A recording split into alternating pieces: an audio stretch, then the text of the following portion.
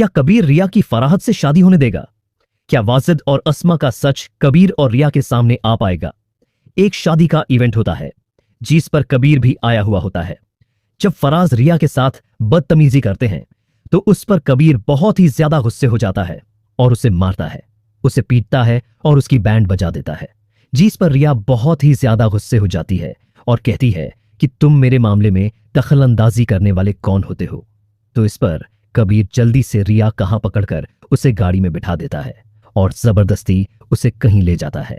और रास्ते में कबीर और रिया रुके हुए होते हैं और देखते हैं कि वही गाड़ी जिसने रिया को किडनैप किया होता है वह वहां से जा रही होती। यहां पर अस्मा भी पहले से आई हुई होती है और उसके साथ जाकर खड़ी हो जाती है। दोनों बातें कर रहे होते हैं। जब कबीर और रिया पहुंचते हैं और इन दोनों को देखते हैं तो वह बहुत ही ज्यादा परेशान हो जाते हैं। तो इस पर कबीर रिया को कहते हैं कि ये तुम्हारा किडनैपर तुम्हारी बहन आसमा के साथ क्या कर रहा है? तो इस पर रिया कहती है कि मुझे पता नहीं कि ये मेरी बहन के साथ क्या कर रहा है। कबीर जल्दी से पुलिस को कॉल करता है कि जल्दी से आप दरबार में पहुंच जाए। यहां मैंने रिया का किडनैपर ढूंढ लिया है। और जल्दी से पुलिस आ जाती है और उस फकीर को पकड़ लेती है।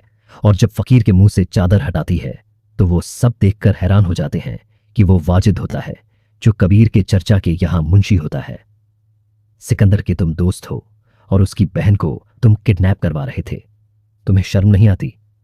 सिकंदर को पता चलेगा तुम्हारे बारे में, तुम उससे मोहब्बत करती हो और शादी करना चाहती हो। और शुक्र है हमें पता चल गया वाजिद और तुम्हारे बारे में। और रिया अपनी बहन अस्मा से कहती है कि अब मैं शादी भी नहीं करूंगी और मैं उस फराज से अपनी मांगनी भी तोड़ रही हूं क्योंकि अकबीर ने मुझे बताया है कि वह लड़कियों के साथ बहुत ही गलत सुलूक करता है और उसकी बहुत सारी लड़कियां दोस्त हैं। वह बहुत ही गलत इंसान है और लड़कियों की जिंदगी के साथ खेलता है, इसलिए मैं उससे शादी नहीं करूंगी। तो उस पर सिकंदर कहते हैं ठीक है, तुम्हारी मर्जी कि तुम इसलिए जल्दी से रिया की शादी करवा रही थी कि तुम राजिद के साथ रंगोलियां बनाओ और उसके साथ भागकर शादी कर लो। लेकिन तुम अपने इरादे में अब कामयाब नहीं हुई क्योंकि वाजिद अब जेल में चला गया है।